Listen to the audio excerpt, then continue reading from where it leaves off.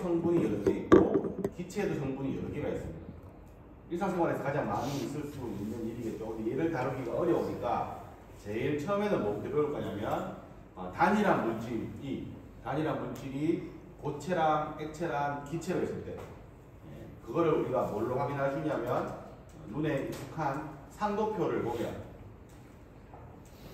자, 이게 지금 상도표죠. 이게 물의 상도표라고 봤을 때 현재의 온도와 압력을 알려주면 이 상도표를 찾아보면 그때의 온도와 압력에서 물이 고체인지 액체인지 기체인지 알 수 있습니다. 맞나요? 우리 상식적으로 잘 알고 있는 게 1기압일 때 물은 0도씨에서 얼음이 액체로 녹고 100도씨에서 액체가 기체로 바뀌기 때문에 1기압에서 온도만 알려주면 그 온도일 때에 물이 고체인지 액체인지 기체인지 알아볼 수 있습니다.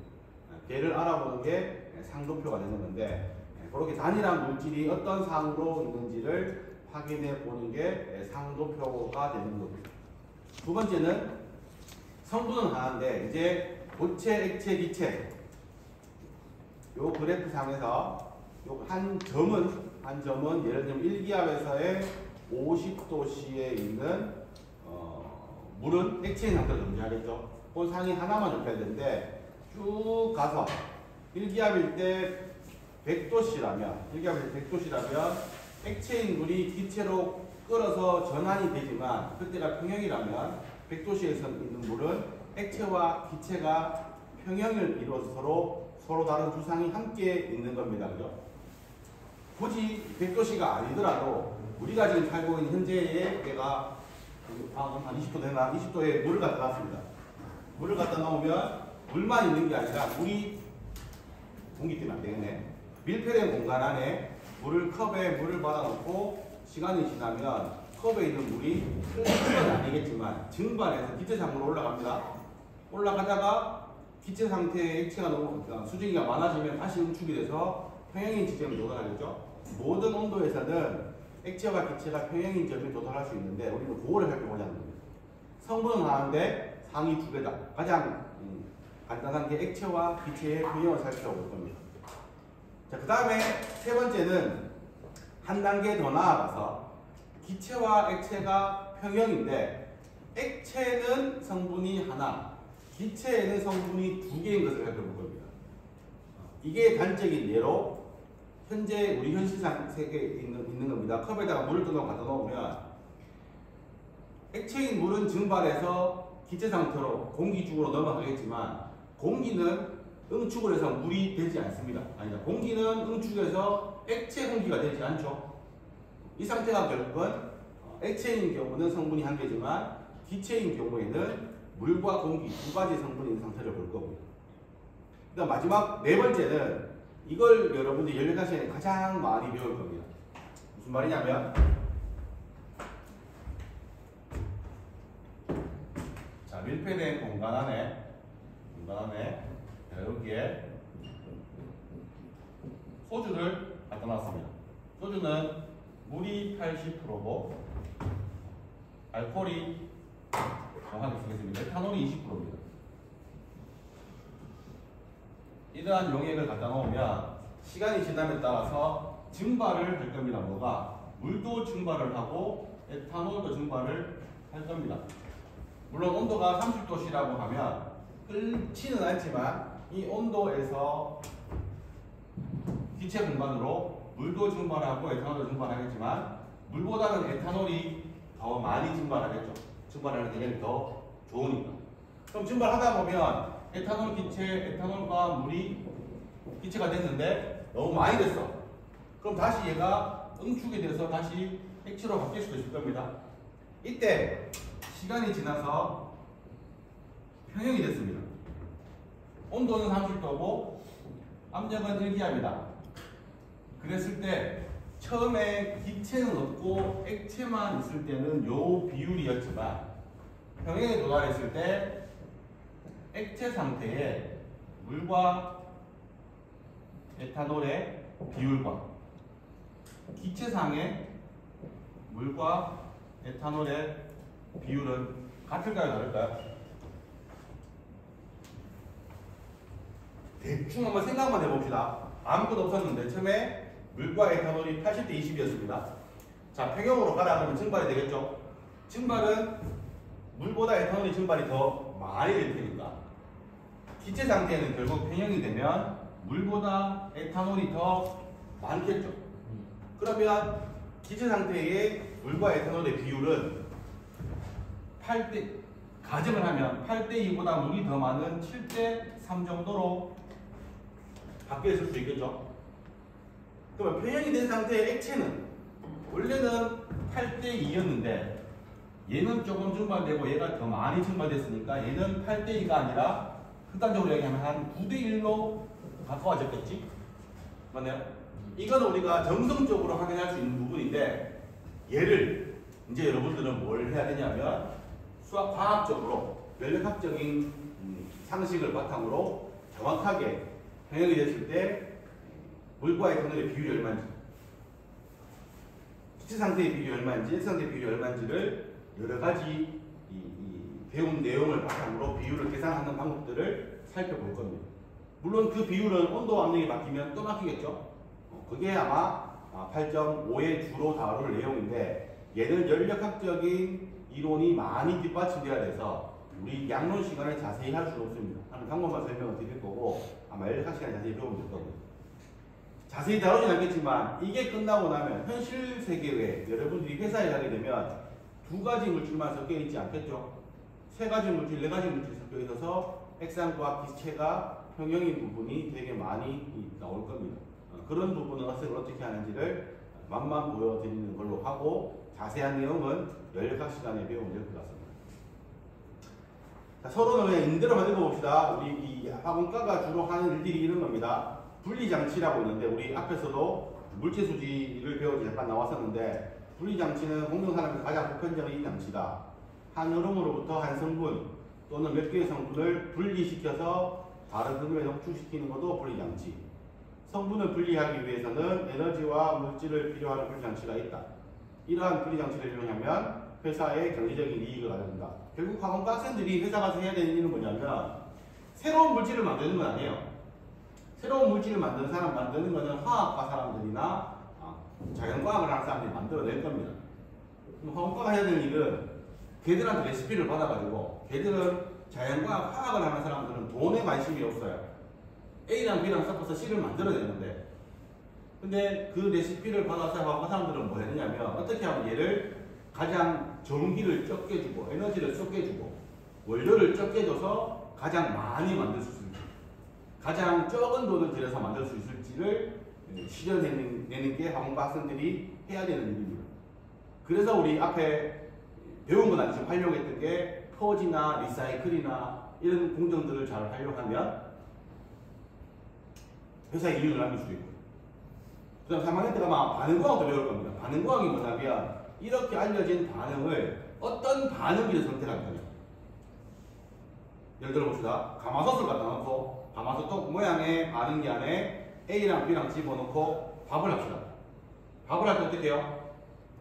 쌀 넣고 물 넣고 뚜껑 닫아놓고 열을 가하면 밥이 다 되죠. 그러면 뚜껑 열고 밥 꺼내고 쇠밥을 하려면 다시 가마솥 씻고 또 쌀 넣고 물 넣고 해야 됩니다. 그죠? 연속 공정이 안 됩니다. 불편하지만 장점은 뭐냐면 손실이 없어요.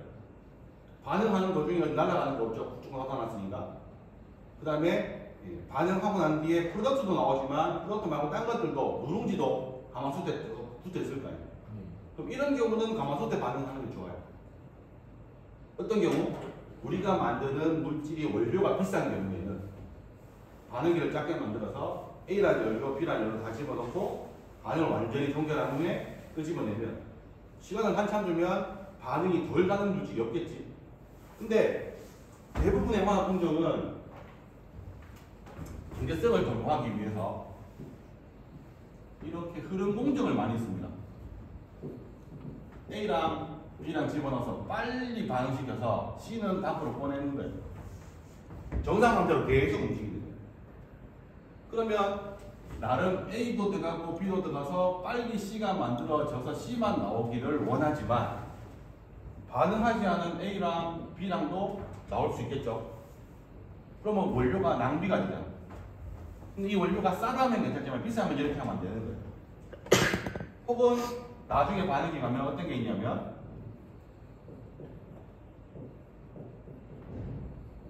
A랑 B랑 들어가는데 C는 안에 계속 머물러 있는 거예요. 다양한 형태의 반응기들이 있을 수 있는데 이 반응기를 어떤 반응기에 따라서 어떤 반응이 유리한지, 내가 만드는 제품에 따라서 어떤 반응을 쓰는 게 좋은지, 그 다음에 반응기의 크기는 얼마큼 하는 게 좋은지, 이런 것들을 아마 3학년 때 반응공학 시간에 배우게 될 거예요. 그래서 2학년 때까지 배웠던 여러 가지 기초 과목들을 통해서 3학년 때 가야 비로소 화학공학이 뭔지 자세하게 배울 수 있다는 사실을 알게 될 겁니다. 바닷물에서 마시는 물 걸러내는 거 어떻게 합니까? 가장 간단한 겁니다. 바닷물 가지고 이때까지 뭐 생각했냐면 우리는 뭐 생각했어요? 바닷물을 햇볕을 쬐가지고 물을 날리면 뭐가 남지? 소금만 남죠. 그게 염전에서 소금 만드는 겁니다. 근데 이때까지 사람들이 그렇게 살았는데 앞으로 지금도 물론 그런 시대가 왔지만 우리나라는 물이 부족해요. 앞으로 물이 부족한 나라가 될 텐데 지금도 마찬가지로 이 물을 어디서 갖고 와야냐면 바닷물에서 갖고 와야 돼. 바다가 워낙 많으니까. 그럼 이때까지는 물을 날려보내고 소금을 얻었는데 이제는 소금을 없애더라도 물을 마셔야 되는 거예요. 어떻게 하면 될까? 되게 쉽습니다. 자, 비커에 소금물, 바닷물을 갖다 놓습니다. 가열해서 끓입니다. 그러면 뭐가 올라올까요? 수증기가 올라오겠죠. 얘를 날려보내면 남는 게 소금만 남을 텐데 우리가 이제 관심은 얘 수증기야. 여기에 관을 모아가지고 수증기를 한 대 모읍니다. 모아서 이렇게 흘러오게 합니다. 그럼 수증기는 100도씨에 뜨거운 수증기가 흘러나오겠죠. 여기 바깥에다가 관을 하나 만들어서 차가운 냉각수를 돌립니다. 그럼 뜨거운 수증기가 지나가다가 바깥에 차가운 물이 돌아가니까 온도가 떨어지겠죠? 그럼 수증기는 물로 바뀌겠지? 걔를 옆에 다른 그릇에 받으면 물이 또 떨어지는 거예요. 이게 바닷물을 구하는 건데 결국은 끓는 점과 비등 끓이고 응축시켜서 물을 불려냈죠. 어렵지 않은데 얘를 이용하면 뭐까지 할 수 있냐면 지금은 좀 밝아졌지만 화공과가 한때 유용하게 제일 많이 갔던 데 정유회사입니다. 정유회사에서 원유를 사오면 해외에서 원유를 수입하면 새까만 기름 덩어리가 오는데 거기에는 뭐가 들어있냐면 굉장히 다양한 종류의 기름들이 다 섞여 있습니다. 그럼 계속 똑같습니다. 울산이나 여수나 인천에 석유화학 단지 가면 커다란 증류탑이라는 게 있어요. 증류탑. 증류를 디스틸레이션이라고 하는데 여기에 보면 이렇게 층층 이렇게 나눠져서 탑이 이렇게 있는데 밑에 원유를 갖다 놓고 얘를 가열해서 끓입니다. 끓이면 이 다양한 종류의 기름이 섞여 있는 것들 중에 가열을 시작하면 제일 먼저 뭐가 대치가 되냐면 끓는 점이 가장 낮은 물질, 가장 가벼운 물질, 예를 들면 프로판, 부탄가스 같은 것들이 섞여 있다가 가스가 돼서 이렇게 올라옵니다. 그럼 얘를 제일 먼저 뽑으면 얘가 프로판가스가 얘들은 바로 기체로 나올 때 기체로 빼면 돼요. 뽑았으면 돼요. 그 다음 뭐냐 오면 우리가 알고 있는 휘발유가 탄소가 5개에서 탄소가 12개짜리가 휘발유입니다. 휘발유 물질이 또 열을 받아서 가스로 올라옵니다. 그럼 얘는 한 요쯤에서 온도를 식히면 옆으로 빼냅니다. 그럼 얘를 다시 응축시키면 얘는 휘발유가 나옵니다. 온도 차이가 생길 테니까. 그 다음에 끓어나오는 게 경유가 나옵니다. 증류가 나옵니다. 나머지 찌꺼기는 버리면 아스팔트가 되는 거예요. 이런 공정들을 아마 여러분들이 3학년 때 물질 전달을 배우면 가장 많이 배우는데 이게 화학과에서 하는 가장 중요한 일들 중에 하나입니다. 아무튼 이런 응용 기술들을 우리가 배우기 전에 가장 먼저 알아야 될 것들이 이 분리 기술을 활용하기 위해서는 서로 가장 간단한 분리 방법이 끓는 점을 끓는 점의 차이를 이용해서 상분리를 하는 거기 때문에 우리는 상도표와 상분리 먼저 살펴보고 그 다음에 다양한 단일 성분 이상계의 특징을 알아본 후에 다성분 이상계를 살펴보려고 하는 게 현재의 목표입니다. 자, 상도표와 상물, 상도표 페이스 다이아그램은 뭐에 대한 거냐면 순수한 물질, 대표적으로 물입니다. 물 한 개의 성분에 대해서 걔가 고체, 액체, 기체 상을 가지는데 뭐 각각의 상이 있을 수도 있고 두 개의 상이 함께 존재할 수도 있고 심지어 세 개의 상이 함께 존재할 수도 있습니다. 그런 형태를 상도표를 보면 이 물질들이 어떤 상태를 가지고 있는지를 살펴보고 볼 수 있는 건데 이 상도표를 이용하면 그 하나의 상 또는 두 개 이상의 상의 온도, 압력, 부피, 농도의 변수들을 찾아볼 수 있다는 겁니다. 다만 상도표에는 평형이라는 전제 조건으로 시간에 따라서 바뀌지 않는 상태를 이야기하는 겁니다. 즉 평형이라는 이야기는 우리 잘 알지만 기체와 액체가 평형이라면 아무것도 안 바뀌는 게 아니라 액체로부터 기체로 바뀌는 분자의 수와 반대로 기체에서 액체로 바뀌는 분자의 수가 동일한 상태를 우리가 평형이라고 이야기합니다. 그래서 이건 뭐 단순히 쉽게 이해할 수 있습니다. 물에 대해서 살펴보면 이거 볼까요? 온도까지 나와 있는 거. 물은 자, 요 선이 뭐냐면 요 선은 여기가 액체, 기체, 고체 영역이기 때문에 요 선은 액체와 기체가 평형인 상태고 요 선은 고체와 액체가 평형인 상태고 잘 안 나오지만 요 선은 고체와 기체가 평형인 상태를 나타내는 겁니다. 그래서 상도표상에서 점은 하나의 상태를 나타내는 거고 선은 두 개의 상이 함께 평형인 상태를 나타내는 거고 물은 삼중점이라는 게 있습니다. 이 삼중점은 고체, 액체, 기체가 모두 함께 존재하는 상태를 우리가 삼중점이라고 이야기하죠. 그래서 얘를 잘 활용하면 좋을 것 같아요. 예를 들어 봅시다. 현재 C점을 보시죠. C점은 압력이 760mPhg 또는 101.1, 101.3kPa 1기압일 때 온도가 100도보다 높은 상태라면 현재의 이 C점에 있는 물의 상태는 기체 상태일 겁니다. 맞죠? 기체 상태. 이 기체 상태에서 온도를 낮추면 100도씨까지는 기체로만 내려오다가 B점에 도달하면 드디어 100도씨가 되게 되면 기체가 액체로 바뀌기 시작합니다. 시작하다가 온도를 더 내리면 90도 이하로 내리면 모든 기체가 액체로 바뀌어서 액체의 온도를 따라서 80, 70, 60으로 내려가다가 0도씨가 되면 드디어 기체가 고체로 액체가 고체로 바뀌기 시작합니다. 그러면 자 다시 A점을 봅시다.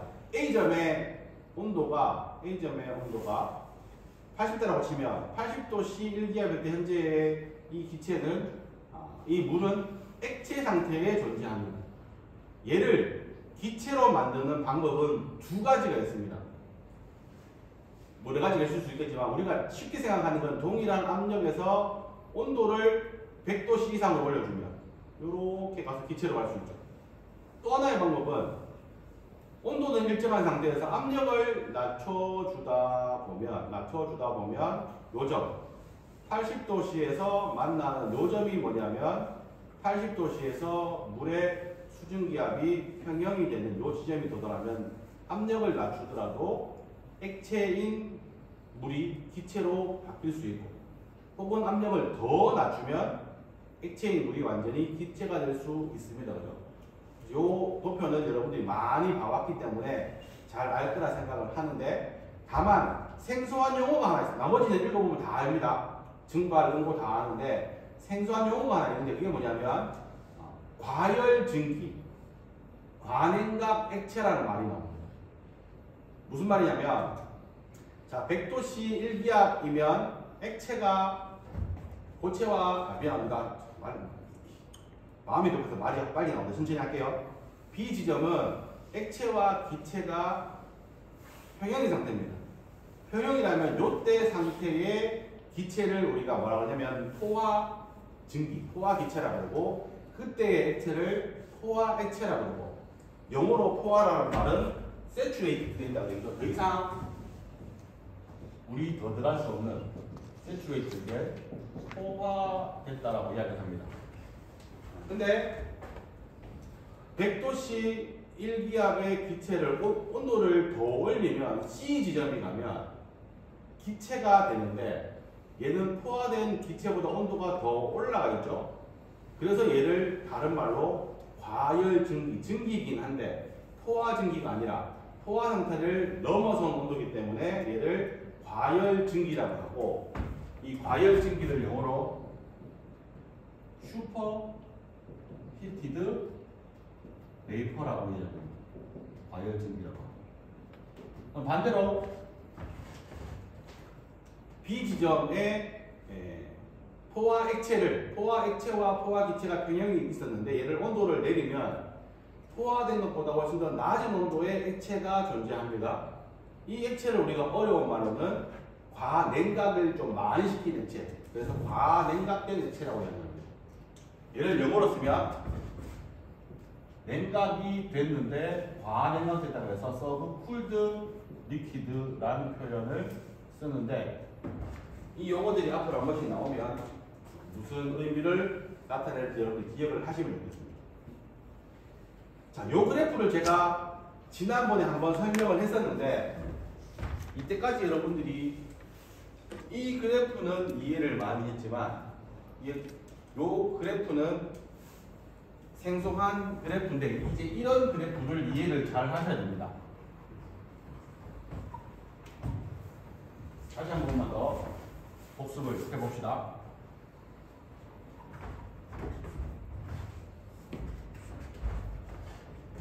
X축과 Y축이 뭐냐면 X축은 부피고 Y축은 압력입니다. 맞나요? 그러면 우리가 아는 기체는 이산기체라면 PV 꼴 nRT니까 압력과 부피는 반비례 관계 있죠. 압력과 부피는 반비례 관계 있습니다. 책에 있는 대로 적으면 P는 P N분의 V는 RT 다시 PV바는 RT이기 때문에 P하고 V바분의 이런 반비례 관계가 있습니다. 그러면 그림을 그려보겠습니다. 부피분의 압력은 반비례 관계가 있으니까 그래프가 어떻게 그려져요? 여기서 이렇게 그려지죠. 그러나요? 압력이 높으면 부피가 작고 압력이 낮을 때는 부피가 크고 이해되죠? 다시 그림을 설명해 봅시다. 자, 피스톤이 있습니다. 이만큼의 부피를 가지고 있는데 내가 여기서 압력을 높여줍니다. 압력을 높여주면 압력이 높아짐에 따라서 부피는 점점 줄어들 겁니다. 자, 그런 상태만 생각하면 이 관계가 맞아요. 그죠? 근데 이 이야기는 압력을 줄여주더라도 상변화 없이 계속 부피가 주는 경우에는 맞는데 지난번에 한번 이야기했죠? 여기에 수증기가 들어있으면 압력을 높아주면 기체인 물들이 압력이 높아짐에 따라서 부피가 점점 줄어들다가 난 도저히 기체 상태로 이 공간에 채워질 수가 없다. 압력은 높아지는데 부피가 더 이상 못 줄어들겠다. 라고 하면 무슨 방법을 택하냐면 기체가 액체로 바뀌는 상변화를 일으킵니다. 그러면 그 기간 동안에는 압력이 계속 증가하더라도 부피가 바뀔까요? 부피는 바뀌지 않고 압력은 증가하는데 부피는 바뀌지 않고 계속 기체가 액체로 몸집을 줄이면서 부피 공간을 줄이다가 완전히 액체가 기체로 다 바뀌면 그 상태에서 압력을 줄이면 또 부피가 줄어들 겁니다. 자, 그 그래프가 바로 이 그래프인 거예요. 무슨 말이냐면 실제로 부피와 압력의 그래프가 이렇게 나오려면 그때의 온도가 임계 온도보다 높은 온도에서는 압력을 아무리 줄이더라도 상변화가 일어나지 않는 온도가 되는데, 여기 보이는 것처럼 지금 만약에 온도가 임계 온도보다 낮은 온도였다면, 시작하겠습니다. 여기서 똑같은 방법으로 압력이 높아지면 부피가 똑같은 방식으로 줄어듭니다. 줄어들다가 어느 순간이 되면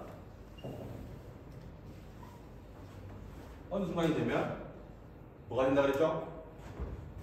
여기까지는 포와 기체로 압력이 줄어들었는데, 이때부터는 기체가 액체로 바뀌기 시작합니다. 언제까지? 부피를 줄이면서, 부피를 계속 줄여나가다가 요점이 되면, 부피가 여기에서 이만큼 줄었는데 요점이 되면 드디어 모든 기체가 액체가 되기 시작했습니다. 바뀌었습니다. 그 다음부터는 다시 기체가 고체로 바뀌면서, 미안합니다. 액체인 상태에서 부피를 줄어들면서 압력이 높으면 요렇게 올라가는 거예요. 이게 뭐냐면 요 그래프입니다. 요렇게 올라가는 거예요. 요렇게 올라가는 거지. 기체가 되다가 여기서 응축된 상태로 바뀌게 되는 거고, 액체가 되면 그 다음부터는 다시 액체의 부피를 줄어들면서 이렇게 올라가는 거예요. 만약에 이 온도보다 온도가 좀 높다. 온도가 높으면 그 다음 선은 뭐냐면 여기에서 시작해서 이렇게 올라가서 이렇게 바뀌다가 이렇게 올라가고, 온도가 더 낮으면 이렇게 올라가다가 이렇게 바뀌어서 이렇게 올라가고. 그럼 온도에 따라서 바뀌는 이 모든 점을 다 연결하면 어떻게 되냐면, 여기서 이런 돔 같은 모양이 생기게 되는데, 이 돔 같은 모양이 여기 나와 있는 이 동그란 선이 됩니다. 그러면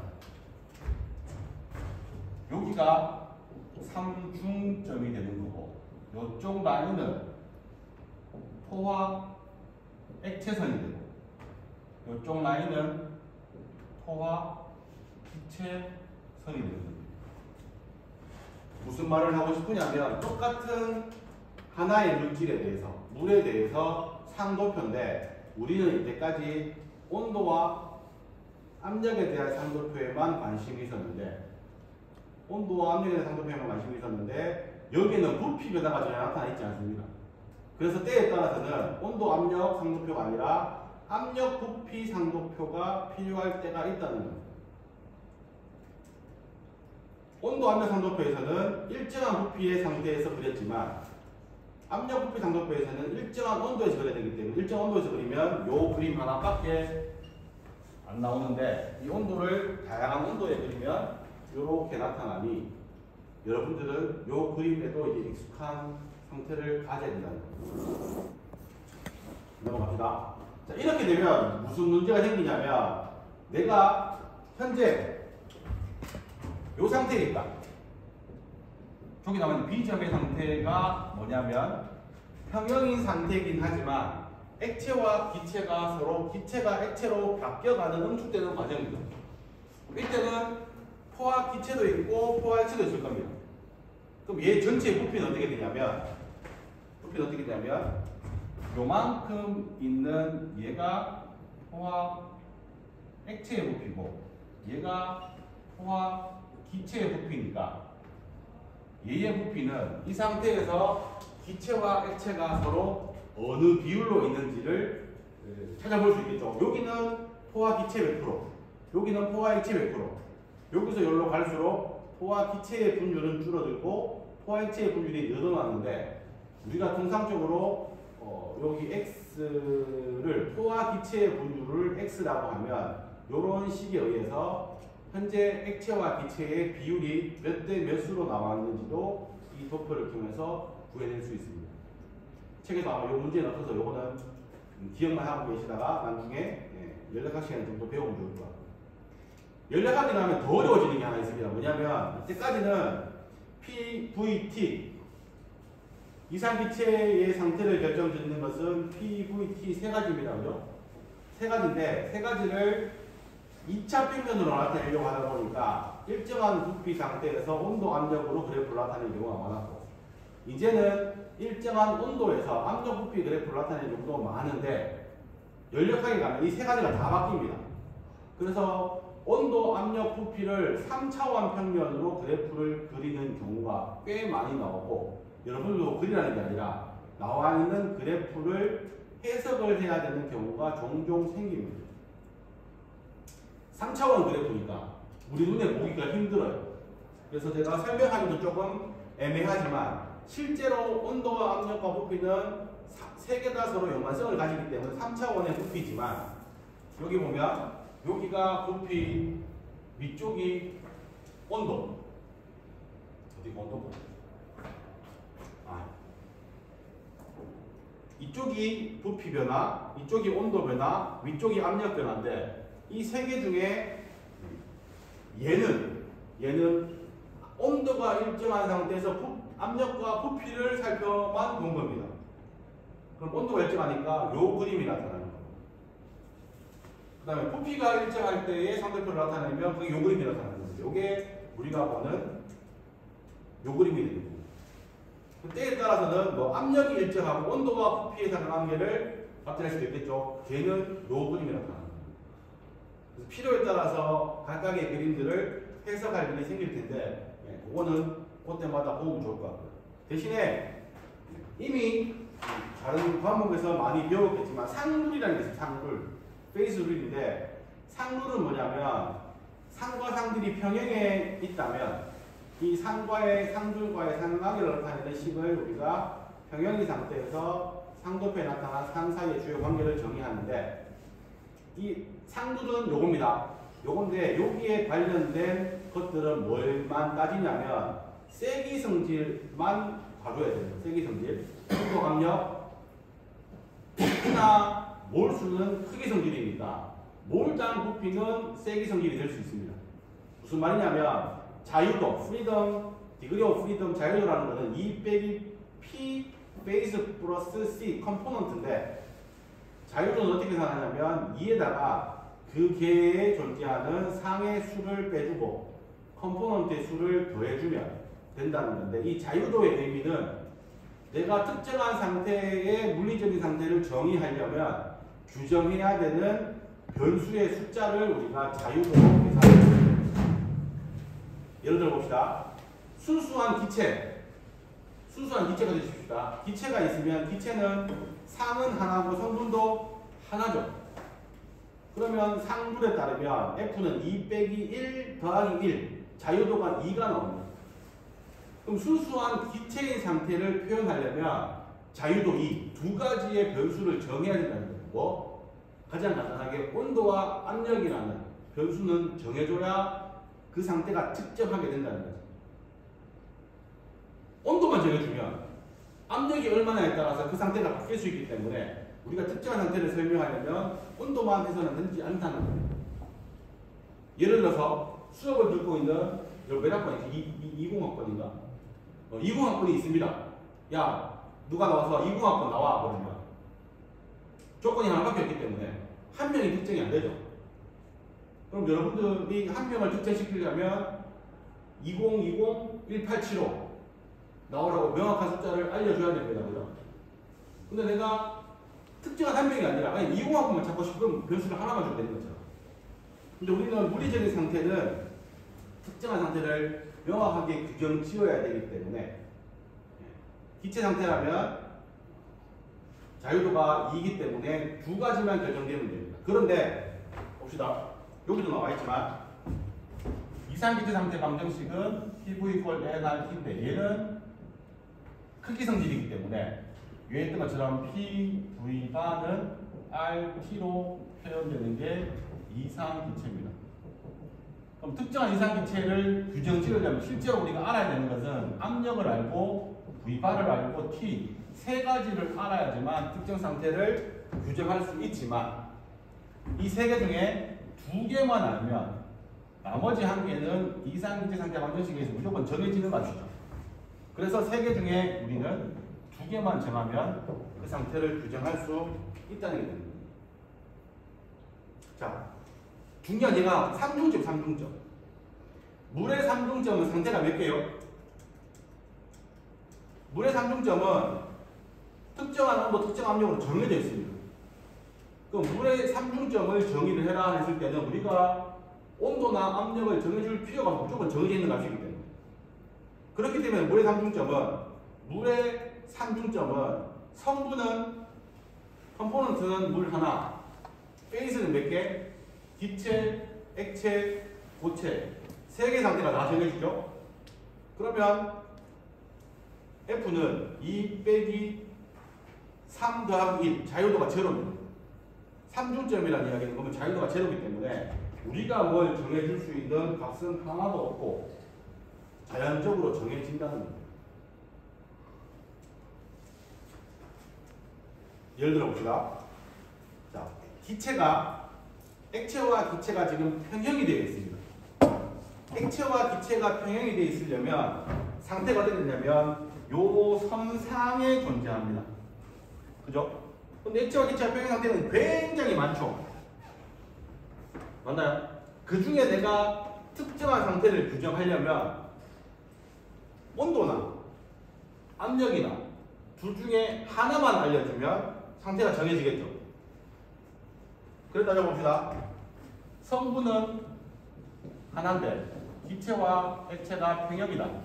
그러면 상이 두 개가 되겠죠. 자유도 2는 2 빼기 P 플러스 2니까 2 빼기 상은 두 개, 성분은 한 개, 자유도는 1입니다. 그러면 기체와 액체, 하나의 성분이 기체와 액체가 서로 평행이 되려면 내가 조건 PVT 중에 한 개만 알려주면 되는 거예요. 온도가 50도이다 라고만 알려주면 50도일 때의 평형의 상태는 요점밖에 없습니다. 변수가 하나만 알려주면 나머지 압력값이나 온도값은 자연적으로 결정이 된다는 겁니다. 이해되십니까? 자, 아까 이게 왜 있냐? 여기까지는 쉬워요. 여기까지는 쉬운데 제일 처음에 제가 여기 그려놓고 우리 앞으로 해야 될 게 뭐냐면 액체에도 상이 액체, 기체 평형인데 성분이 1번, 2번이 있고 액체에도 1번, 2번이 있습니다. 얘는 성분은 두 개고 상도 두 개죠. 그러면 뭘 할 수 있냐면 자유도는 2 빼기 2 플러스 2 자유도가 2입니다. 요 상태를 규정 지으려면 내가 뭘 알아야 되냐면 최소한 PVT 중에 두 개를 알아야 되는데 이 상을 규정 짓는 변수는 PVT 외에 또 있습니다. 뭐 아까 이야기했죠? 액체 상태의 원투의 비율 X1, X2 기체 상태의 원투의 비율 Y1, Y2 8대2인지 3대7인지 9대1인지 알 수 없습니다. 그죠? 여기다가 P, V가 T 변수가 굉장히 많은데 이 중에 두 개만 예를 들어서 온도와 압력만 내가 결정을 해주면 V는 자동으로 계산이 되는 거지만 얘들까지도 우리가 계산을 할 수 있다는 겁니다. 반대로 얘는 모르고 얘만 알아도 그때 상태의 온도 압력을 계산할 수 있다는 겁니다. 뭐에 따라서? 상률에 따라서. 그래서 첫 시간이니까 뒤에 쭉 가봅시다. 궁극적으로 해야 될 게 뭐냐면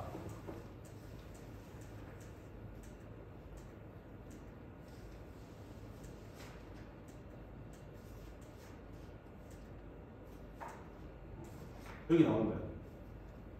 액체에도 1과 2의 성분이 있고 여전히 이 소주죠. 물과 에탄올이 섞여 있고 기체에도 물과 에탄올이 섞여 있습니다. 온도 압력을 바꾸면 평형이 자꾸 바뀌는 거예요.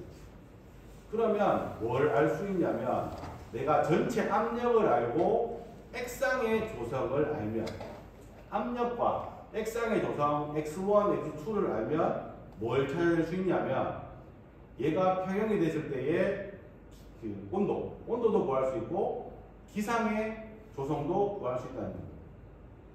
반대로 압력을 알고 기상의 조성만 알아도 온도와 액상의 조성을 계산할 수 있다는 거고 온도를 알고 액상의 조성만 알아도 압력과 기상의 조성을 알 수 있고 온도와 기상의 조성을 알아도 압력과 액상의 조성을 구할 수 있게 되는 거예요. 왜? 상물에 따라.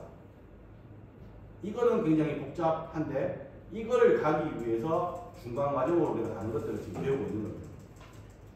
다시 돌아옵시다. 그래서 상물까지는 배웠습니다.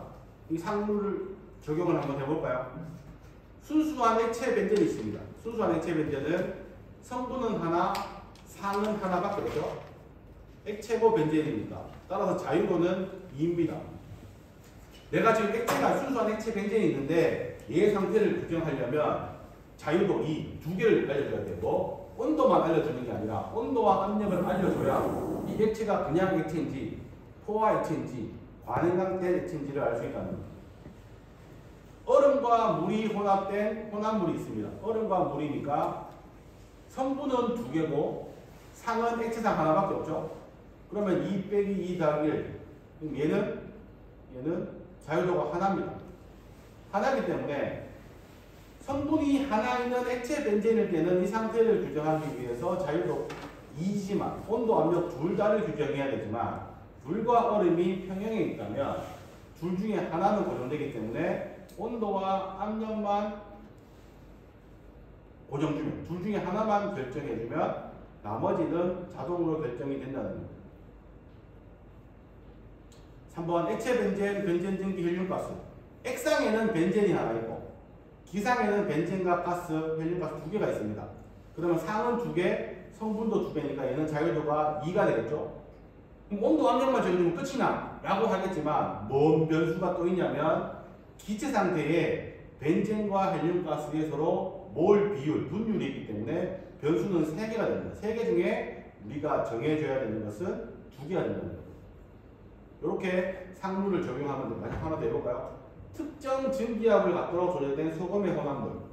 소금과 물의 혼합물이면 상은 2개. 상은 2개. 미안합니다. 물과 소금의 혼합물, 증기압이 상 중에 맞죠? 액상만 있는 게 아니라 기체도 있는 겁니다. 증기압을 가진 데 있으니까. 그럼 얘는 상 2개, 성분도 2개니까 자유도는 2가 되는 겁니다. 이 자유도를 잘 고려할 줄 알아야 여러분들이 나중에 기획 평형에 대해서 살펴볼 게 많을 겁니다. 사실 상이 3개이기 때문에 고체, 액체, 기체. 고체와 액체가 평형인 것도 있고 액체와 기체가 평형인 것도 있지만 학과에서 주로 다루는 것은 고체에는 별로 관심이 없습니다. 우리는 고체가 아니라 액체와 기체에 관심이 있기 때문에 액상과 기상의 평형에 대한 관심을 가져보는데 첫 번째로 하나의 성분이 액체와 기체로 있는 상황을 살펴봅시다. 결국은 쉽게 생각하면 이거 보자는 거예요. 물을 기준으로 봅시다. 물을 기준으로 보면 100도씨의 물이 평형이 있으면 기체와 액체가 평형이 있으면 B점이죠. 뭐네요? 그때의 압력이 뭐냐면 760ml 1기압이 있는 거예요. 이 1기압은 사실은 100도씨인 액체와 기체가 다시 합시다. 어렵다. 현재 60도씨의 물을 떠나왔는데 이 60도씨의 물과 기체가 수증기가 평형을 이루어져 있습니다. 끓는 상태는 아니지만 60도씨의 물이 증발해서 기체가 만들어졌고 액체와 기체가 평형을 이루고 있으면 그 기체가 가지는 수증기 압력을 우리가 포화 수증기압이라고 하고 그 포화 수증기압이 얼마냐면 60도씨일 때는 요 값이 되는 거죠. 요 값이 아니지. 정확히 60도일 때는 올라가서 만나는 요 값이 그 온도에서의 포화 수증기압이 되는 거예요. 온도가 올라가면 올라갈수록 포화 수증기압이 늘어나죠. 그 말은 뭐죠? 무슨 말이냐면 온도가 올라갈수록 기체로 증발할 수 있는 수증기 양이 많아진다는 거예요. 그러다가 온도가 올라가서 100도씨가 됐어요. 100도씨가 되니까 수증기압이 얼마가 되냐면 760mH가 됐죠. 이게 100도씨의 물의 수증기압인데 때마침 이 수증기압이 뭐랑 똑같아요? 대기압하고 똑같죠. 그때를 우리가 물이 끓는다라고 이야기를 하는 거예요. 본인의 수증기압하고 대기압하고 같아지는 지점이 뭐다? 물이 끓는다라고 표현하는 겁니다. 자, 그러면 물 같은 경우는 이 표를 찾아보면 되겠죠. 예를 들어서 50도씨일 때 물의 수증기압이 얼마냐 그러면 50도 찾아서 읽어보면 됩니다. 70도의 수증기압이 얼마냐 찾아서 읽어보면 됩니다. 근데 읽을 수가 있나요 없나요? 없죠. 눈금이 없으니까. 그 다음에 요 식이 직선이 아니기 때문에 곡선이 2차선이 아니기 때문에 수식을 만들 수도 없습니다. 물에 대한 것뿐만 아니라 각각의 물질에 대해서 수증기와 곡선의 모양이 다 다를 겁니다. 그래서 과거에 안토인이라는 유명한 사람이 뭘 만들었냐면 각각의 물질의 특정 온도에 대한 수증기압을 얘가 온도에 대한 증기압이 선형관계가 아니기 때문에 왔다 갔다 했으면 다시 드릴게요. 아까 물의 수증기압 이 곡선을 모든 물질에 적용할 수 있는 하나의 식으로 만들었습니다. 그 식이 뭐냐면 안토인 이퀘이션이라는 거예요. 그러면 요 P 스타가 뭐냐면 수증기압입니다. 수증기압이고 A, B, C는 상수고 온도는 절대 온도입니다. 물질에 따라서 물질마다 A, B, C 상수가 다릅니다. 이게 우리 책 부록 H에 가면 증기압이 나오는데 물질에 예를 들어 뭘 들어볼까? 물에 대해서 나와 있네요. 물에 대해서 A 값이 18점 얼마, B 값이 306점 얼마, C 값이 마이너스 46점 얼마라고 나와 있기 때문에 요 A, B, C를 여기 집어넣고 내가 구하고자 하는 온도에다가 절대 온도의 값을 집어넣어서 요 식을 풀면 뭐가 나오냐면 그 온도에서의 물의 수증기압이 구해진다는 겁니다. 다만 요 식을 적용할 수 있는 온도 범위도 함께 제시가 되어 있습니다. 그래서 이제 여러분들이 앞으로 어떤 문제를 풀 때 어떤 물질의 증기압을 구하라, 물의 수증기압을 구하라. 그러면 제일 좋은 방법은 안토인 이퀘이션을 찾아서 온도값만 집어넣으면 수증기압을 구해낼 수 있습니다. 어떤 물질이든. 이해되십니까? 그래서 이 수증기압은 사실은 의미적으로는 요 곡선을 물질마다 다른 요 곡선에 대한 함수를 찾았다라고 생각하시면 됩니다. 뒤에 문제가 하나 있는데 풀진 않을 겁니다. 얘는 뭐 좀 괜찮은 예를 주면 좋겠는데 뭐냐면 알루미늄이라는 물질을 갖다 놓고 여기에 온도를 920, 72도로 하게 되면 이 알루미늄이 녹아서 알루미늄이 증기로 증발을 하는데 그때 포화 수증기압을 구하라는 거예요. 그래서 문제는 치우고 뭐만 해볼 거냐면 972도씨에서 알루미늄의 증기압을 한번 구해보자는 거예요. 그거만 풀어봅시다. 이 수식을 대입하는 거 치우고 요 증발 속도를 구하는데 여기에 P스타 알루미늄의 증기압이 들어가야 되는데 요 증기압 값상만 구하면 되는 거예요. 그래서 알루미늄의 증기압을 구하려면 안토인 이퀘이션을 찾아야 됩니다. 안토인 이퀘이션을 찾는데 알루미늄에 대한 값이니까 아마 부록에 있는지 모르겠지만 A, B, C 값을 찾아보니까 A는 8.779, B는 1.615 곱하기 10의 4승, C는 제로랍니다. 그러면 요렇게 넣을 수 있죠. A 값이 8.779, B 값이 1.615 곱하기 10의 4승, C는 제로. 대신에 T는 972도에다가 절대온도 T 값이 들어가야 되기 때문에 절대온도가 또 들어가야 되기 때문에 이 배치만 더하면 요렇게 나옵니다. 그죠? 거기에서 P스타를 구하면 요런 증기압이 나옵니다. 자, 근데 책에서 요거 틀렸습니다. 오타 났습니다. 엄청난 실수를 했습니다. 뭐냐면 자칫 여러분들 헷갈릴 수 있습니다. 안토인 이퀘이션이 뭐냐면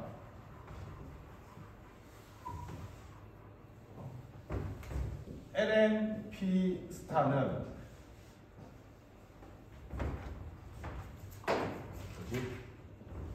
A 빼기 T 플러스 C분의 B죠.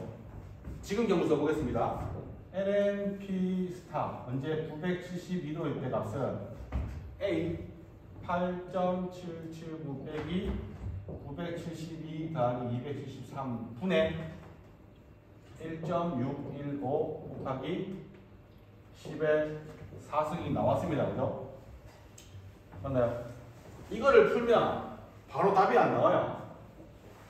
예를 들어 보겠습니다. ln p 스타를 풀면 여기에 값이 아마 7점 얼마나 나왔다 칩시다. 이게 증기압 아니죠? p 스타는 익스포넨셜 7점 얼마 해야 값이 나오는 겁니다. 그죠? 근데 이 책에서는 뭐라고 되어 있냐면 요렇게 해놓고 얘가 이 값이라고 해요. 아니에요. 요 식을 풀어서 P스타를 구하니까 요 값이 나오는 겁니다. 요 과정을 꼭 거쳐야 됩니다. 이거 나중에 문제 나오면 얘들처럼 P스타를 구해야 되는데 LN P스타를 구해놓고 값이다라고 동사하는 단어가 있는데 요거 헷갈리면 안 됩니다. 어쨌든 여기에서 나오는 이야기는 핵심은 단일한 물질의 특정한 온도에서 액체와 기체가 평행될 때 그때 기체의 수증기압은 안토인 이퀘이션을 이용해서 풀면 된다. 근데 더 중요한 게 나옵니다. 물인 경우는 도표도 우리 눈에 익숙하지만 물은 굉장히 많이 쓰는 값들이기 때문에 안토인 이퀘이션 외에 그래프 외에 테이블들이 굉장히 많이 나와 있습니다. 수증기하고 물이 평형인 상태에 있는 값들을 굉장히 많이 나와 있는데 걔를 우리가 어려운 말로 스팀 테이블, 수증기표라고 합니다. 예를 들어 보겠습니다. 요거는 뭘 나타내는 거냐면 온도가 압력이 0.80일 때 이건 무슨 압력이겠어요? 대기압이 아닙니다. 온도가 276.92 온도일 때의 평형인 포화 수증기압이 0.8이라는 거고 그때 액체와 기체가 평형이니까 액체의 부피가 요만큼 기체의 부피가 요만큼이라는 이야기입니다. 온도가 바뀌면 그 온도가 증가함에 따라서 포화 수증기압도 바뀌겠죠. 바뀌고 부피도 따라서 바뀝니다. 내가 원하는 것을 찾으면 됩니다. 똑같은 데이터지만 얘는 압력을 포화 수증기압을 기준으로 줬고 얘는 온도를 기준으로 줬네요. 온도를 찾아봅시다. 둘이 제일 쉬운 273.15K 0도씨일 때 273.15K죠. 0도씨일 때 포화 수증기압은 0.6113 그때 액체의 부피는 작고 기체의 부피는 많아지겠죠. 온도가 올라갈수록 포화 수증기압은 같이 올라갑니다. 요 테이블이 양론책에는 간단하게만 나와 있지만 뒤에 가면 또 나와 있습니다. 자, 얘는 잘 이해해 봅시다. 압력이 173 파운드 포스 인치 제곱이라는 포화 수증기압을 가지고 그때의 온도가 얼마였냐면 370.77K가 평형인 상태입니다. 그럼 요 온도와 요 압력에서 액체와 기체가 평형이 되어 있죠. 그때 액체의 saturated water, 액체의 부피는 요만큼. 그때 saturated steam, 기체의 부피가 요만큼인데 요 상태에서 온도를 370K가 아니라 온도를 더 올리게 되면 400도, 420도, 440도 올리게 되면 더 이상 액체는 의미가 없고 평형일 때보다 더 올라갔으니까 얘를 뭐라 하냐면 아까 얘기했던 것처럼 슈퍼히티드 베이퍼 과열 기체가 되니까 그 상태의 엔탈피 부피가 이렇게 나온다는 거예요. 상태가 바뀌면 또 바뀌겠죠. 이 값들을 여러분들이 잘 활용만 하면 되는 거고 잘 활용만 하면 되는데 이렇게만 나와 있지만 양론책이 아니라 연립학 책 3학 때문에 착사했는데 책 뒤에 보면 부록에 보면 이 스팀 테이블이 열몇 장에 걸쳐서 아주 촘촘한 값들이 다 나와 있습니다. 그래서 스팀 테이블은 요 값들을 본다기보다 이건 대표를 예를 들어서 준 거지만 연력학 책에 있는 스팀 테이블을 찾아보면 가장 쉽게 찾아볼 수 있습니다. 자, 그래서 문제가 나왔는데 312K일 때의 물의 포화 수증기압을 구하래요. 그래서 우리가 이 자료를 찾아봤습니다. 몇 도라 그랬지? 312K. 여기 찾아보니까 없어. 여기 보니까 온도가 310K일 때는 6.23, 315K일 때는 8.143 나왔어요. 우리 310K는 없죠. 없으면 어떻게 하면 된다? 두 값의 직선 관계로 따져서 리니어 리그레션 하면 된다고 해서 선형적인 관계를 구하면 된다고 했어요. 310도일 때는 6.23, 315도일 때 8.24, 두 점을 직선을 연결하고 두 점을 지나는 직선을 계산해서 구해서 AB 구하고 거기에 온도를 312도일 때를 집어넣고 나오는 값을 구하면 포화 수증기압이 계산이 된다는 겁니다. 계속 반복해서 나오는 겁니다. 이거는 여러분들이 어떤 어떤 과목을 배우든지 간에 우리가 테이블을 통해서 값을 찾았는데 내가 원하는 값이 없다. 그럼 그 값이 포함되는 아래 위의 값을 찾아서 요 점 두 사이의 관계에는 사이의 값은 직선의 관계에 있다고 가정을 하고 중간 값을 계산해내면 됩니다. 하나 더 살펴볼까요? 아무래도 물이기 때문에 물은 여러 가지 온도에 대해서 포화 수증기압이 굉장히 많이 나와 있습니다. 그래서 여기서 나오는 건 뭐냐면 우리가 포화 수증기압을 잘 아는 물질을 이용해서 포화 수증기압의 정보가 별로 없는 다른 물질의 포화 수증기압을 구해내는 방법이 뭐냐면 콕스 선도라는 거예요. 콕스 선도. 내용이 좀 어려운데 간단하게만 설명을 드려볼게요. 사실 이렇게 합시다. 그래프를 그려서 역추적 만드는 겁니다.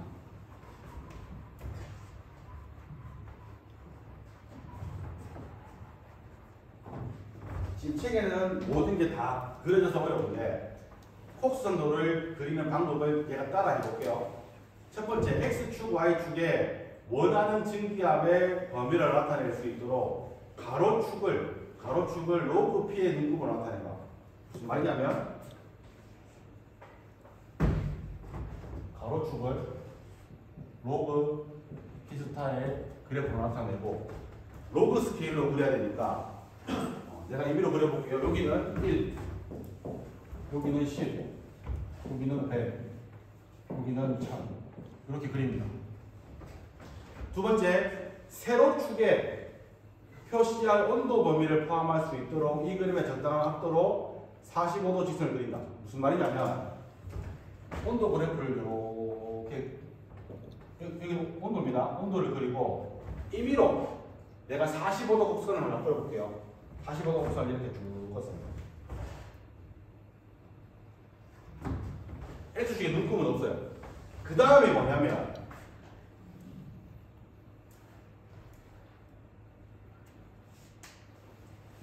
물에 대해서는 스팀 테이블을 통해서 정보를 다 알고 있죠. 그러면 250, 200, 150, 150 사실은 좀 말이 안 되는 값이긴 한데 봅시다. 물의 100도 F의 그 증기압은 이렇게 놓고 물이 100도 F일 때의 증기압 0.947이다. 이렇게 하면 많이 맞나?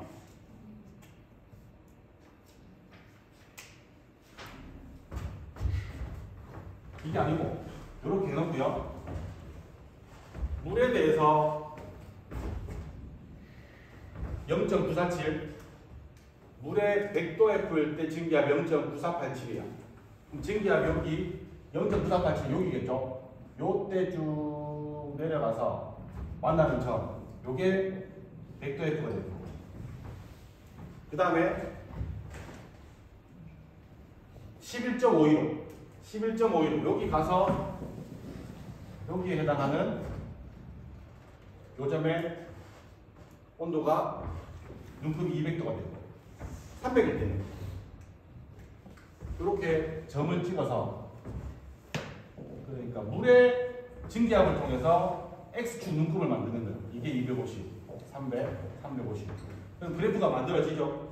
이 상태에서 내가 찾고 싶어 하는 예를 들어 봅시다. 이 문제에서 보면 이렇게 그래프 눈금을 끄어놓고 클로로벤젠이 110도일 때 증기압이 400, 205도일 때 증기압이 5기압이라면 이 그래프가 좀 이상하긴 한데 단위가 안 맞지만 이 클로로벤젠을 이용해서 예를 들면 110도일 때 증기압이 여기고, 그 다음에 205도일 때 증기압이 여기 나온다. 그럼 이 두 점을 연결하면 새로운 직선이 만들어지죠. 만들어진 후에 내가 원하는 온도 얼마? 245도면 245도를 찾아가서 요 직선과 만나는 요 값을 읽으면 걔가 클로로벤젠의 증기압이 된다는 것을 그래프로 활용하라는 거예요. 천천히 다시 집에서 한번 읽어보세요. 방법은 자세한 방법을 알 필요는 없지만 코수선도라는 내용 자체만 이해하면 좋을 것 같아요. 이 코수선도의 의미는 각각의 온도에 따라서 수증기압을 잘 알고 있는 값을 정합니다. 걔가 물이겠죠? 그래서 물을 이용해서 아무것도 없는 이런 그래프를 먼저 그려냅니다. 이 방법에 따라서 물의 온도에 따른 수증기압을 이용해서 그래프 눈금을 그려내고, 그럼 그래프가 만들어졌죠? 만들어진 상태에서 내가 알고 싶어하는 특정한 물질, 클로로벤젠이면 클로로벤젠, 메탄올이면 메탄올, 각각의 물질의 정보를 모르면 안 돼. 최소한 두 가지 온도에서의 포화 수증기압을 안다면 그 값을 집어넣어서 새로운 직선을 하나 만들어내고, 그 직선을 이용해서 내가 원하는 온도의 값을 읽어내면 된다는 거예요. 이거는 잘 활용되는 건 아니기 때문에 그냥 참고만 하시면 되겠고, 만약에 클로로벤젠의 245도일 때 포화 수증기압을 구하라. 그러면 여러분들이 해야 될 건 뭐다?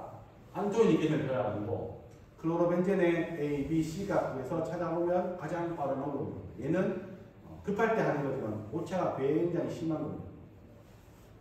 그럼 오늘 여기까지만 할 텐데 뭐였냐면 성분은 하나고 액체와 기체가 평행일 때 값을 살펴봤고요.